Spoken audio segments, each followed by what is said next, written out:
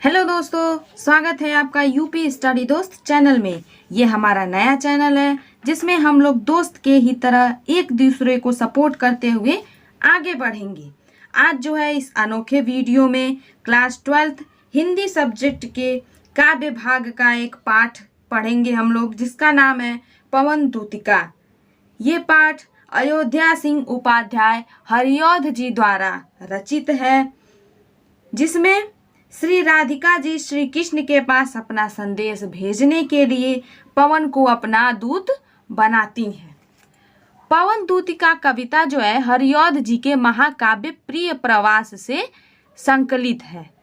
तो इस पाठ को हम लोग बहुत ही आसान से शब्दों में, बहुत ही आसानी से, बहुत ही आराम से समझते हुए पढ़ेंगे। तो चलिए शुरू करते हैं।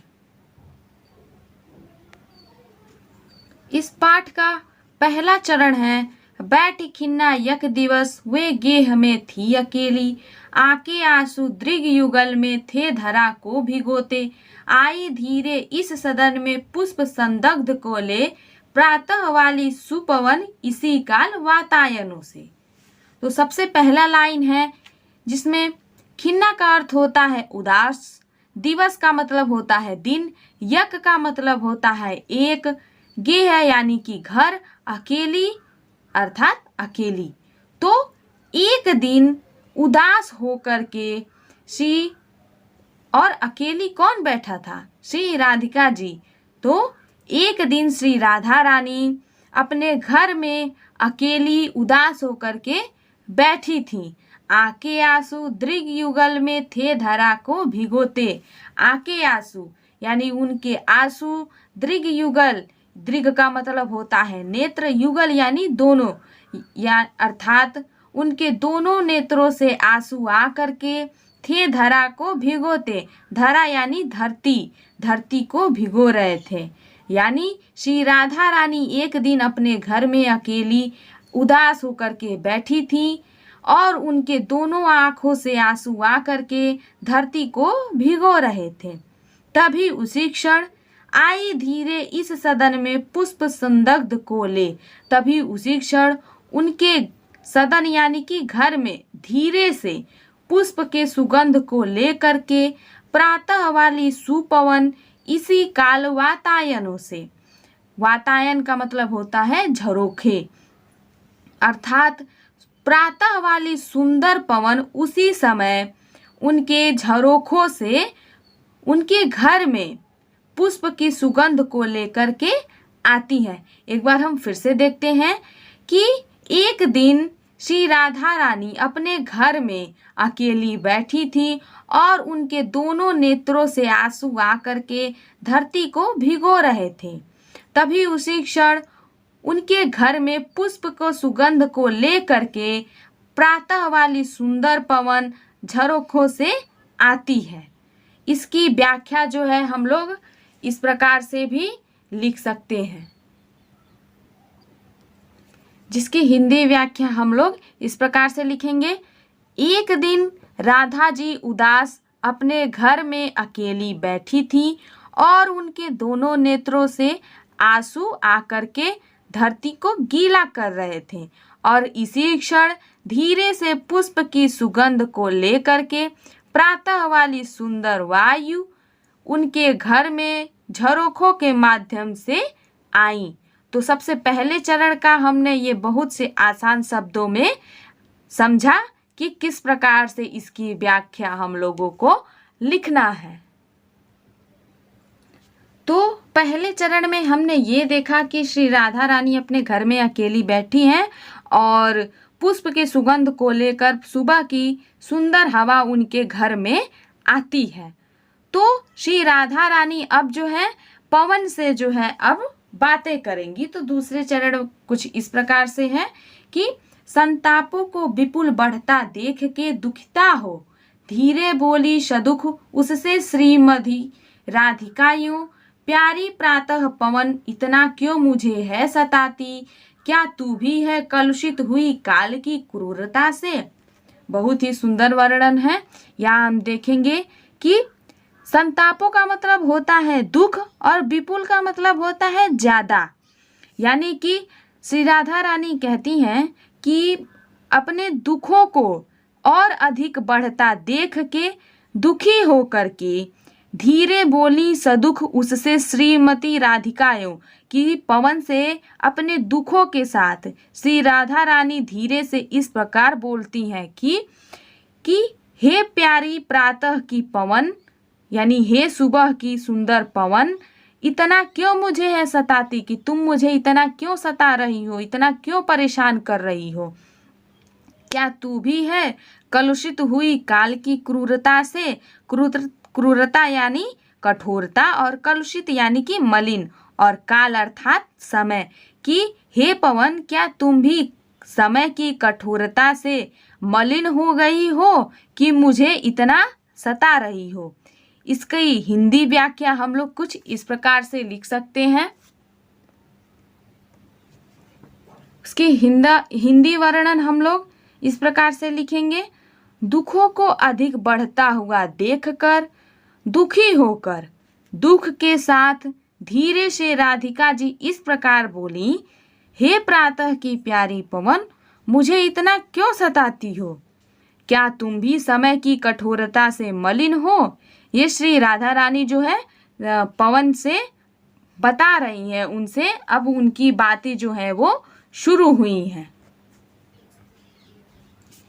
जैसा कि हम लोगों ने दूसरे चरण में देखा कि श्री राधा रानी जो है वो पवन से क्या कह रही हैं, अब तीसरे चरण में वो पवन को अपना संदेश बताएंगी कि श्री कृष्ण को जाकर के तुम्हें क्या कहना है। तो इसमें है कि मेरे प्यारे नौ जलद से कंज से नेत्र वाले, जाके आए न मधुबन से और न भेजा संदेशा, मैं रो रो के प्रिय विरह से बावली हो रही हूँ, जाके मेरी सब दुख कथा श्याम को तू सुना दे।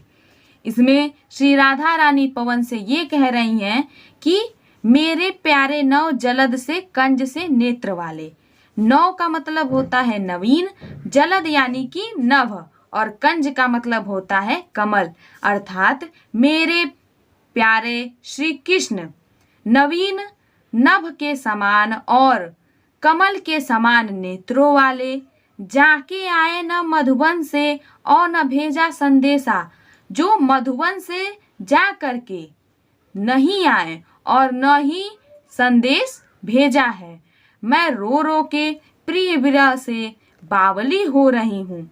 और कहती हैं कि मैं रो रो के अपने प्रियतम के विरह यानी कि उनके इंतजार में, उनके वियोग में बावली यानी कि पागल हो रही हूँ, बावली हो रही हूँ। और हे पवन, जाके मेरी सब दुख कथा श्याम को तू सुना दे, कि मेरी ये सभी दुख की कथाएं जो हैं वो मेरे प्रियतम मेरे श्याम को तुम जा करके सुना दो।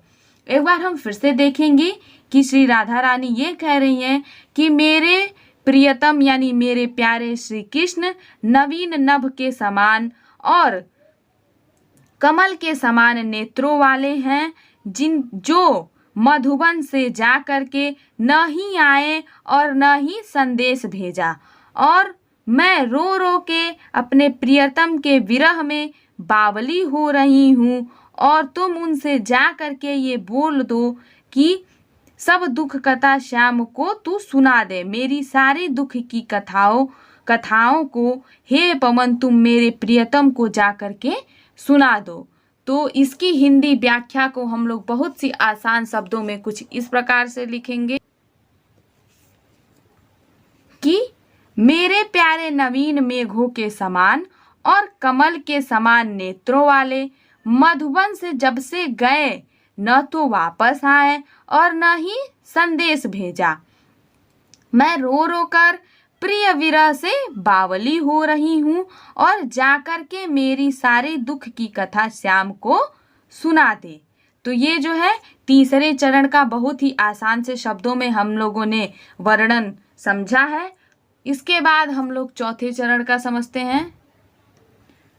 चूंकि ऊपर वाले चरण में हमने ये देखा कि श्री राधा रानी पवन को कौन सा संदेश श्री कृष्ण के पास बताने के लिए भेजी हैं, अब जो है वो पवन को ये समझाती हैं कि अब आप आगे बढ़ रहे हो तो कुछ बातों को ध्यान में रखते हुए ही आगे बढ़ो, जिसका वर्णन इस चरण में दिया गया है। ज्यों ही मेरा भवन तज तू अल्प आगे बढ़ेगी, शोभा वाली सुखद कितनी मंजु कुंजे मिलेंगी, प्यारी छाया मृदुल स्वर से मोह लेंगी तुझे वे, तो भी मेरा दुख लख वहां जाना विश्राम लेना। तो श्री राधा रानी पवन को ये समझा रही हैं कि जैसे ही, जो मतलब होता है जैसे ही, मेरा भवन, तज मतलब त्याग करके, छोड़ करके, अल्प मतलब होता है थोड़ा ही, यानी कि जैसे ही तुम मेरा घर छोड़ करके थोड़ा सा आगे बढ़ोगी, शोभा वाली सुखद कितनी मंजु कुंजे मिलेंगी, कि शोभा वाली यानी सुशोभित करने वाली, आकर्षित करने वाली, सुख को प्रदान करने वाली कितनी यानी बहुत सी मंजु कुंजे मिलेंगी। मंजु कुंज यानी बावड़ियां मिलेंगी। प्यारी छाया मृदुल स्वर से मोह लेंगी तुझे वे, और उनकी प्यारी छाया, कोमल स्वर तुम्हारी मन को मोहेंगी, मोहने का प्रयास करेंगी, तुमको आकर्षित करेंगी। फिर भी, तो भी मेरा दुख लख, लख का मतलब होता है देख करके, वहां जाना विश्राम करना, कि यानी कि तो भी तुम मेरे दुख को देख करके वहां पर जा करके विश्राम मत करना। एक बार हम फिर से समझेंगे कि श्री राधा रानी पवन से कहती है कि हे पवन, जैसे ही तुम मेरा घर छोड़ करके थोड़ा आगे बढ़ोगी, तो तुम्हें आकर्षित करने के लिए वहां पर सुंदर सुशोभित सुख को प्रदान करने वाली बहुत सी मंजू बावड़ियां मिलेंगी, और उनकी प्यारी छाया और उनमें से निकलने वाली कोमल स्वर जो है तुम्हारे मन को मोहना चाहेंगी, लेकिन तुम मेरी दुख को देखते हुए वहां पर विश्राम मत कर। तो इस चौथे चरण को हम लोग कुछ इस प्रकार से लिख सकते हैं कि जैसे ही तुम मेरा भवन छोड़कर थोड़ा सा आगे बढ़ेगी, तो तुम्हें बहुत सी सुंदर सुंदर मंजू बावड़ियां मिलेंगी, और उनकी प्यारी छाया एवं कोमल स्वर तुम्हें मोहित करेंगी, परंतु मेरी दुख को देखकर तुम वहां पर आराम मत करना। तो श्री राधा रानी जो है वो पवन को ये समझा रही हैं, जब वो श्री कृष्ण के पास उनका संदेश लेकर के जा रहा है। तो दोस्तों, पवन दूतिका पाठ का ये 4 चरण हम लोगों ने बहुत ही आसान शब्दों में, आसान भाषा में समझा है, और मैं आशा करती हूँ आप लोगों को ये बहुत ही अच्छे से समझ आया होगा और पसंद भी आया होगा। तो अगर आप लोगों को ये पसंद आया है तो वीडियो को लाइक करें, अपने दोस्तों के साथ शेयर करें, और हमारे इस नए चैनल को सब्सक्राइब करें। इसके आगे के चरणों को हम लोग बहुत ही आसान शब्दों में अपने अगले पार्ट में पढ़ेंगे। Thank you, bye bye.